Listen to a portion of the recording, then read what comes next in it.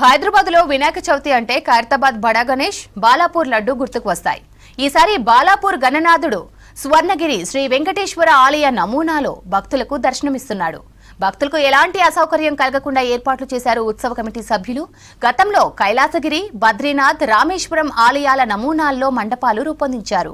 ఈ ఏడాది స్వర్ణగిరి ఆలయ నమూనా భక్తులను విశేషంగా ఆకర్షిస్తోంది.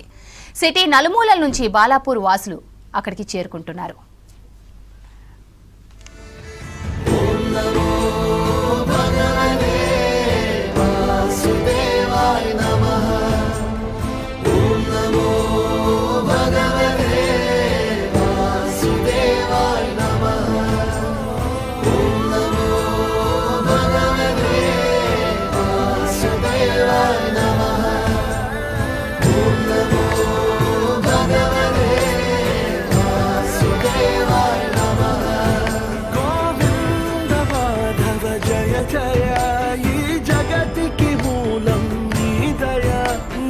దర్శనముంది వెలిగిన జ్యోతి మనసున చిన్మయ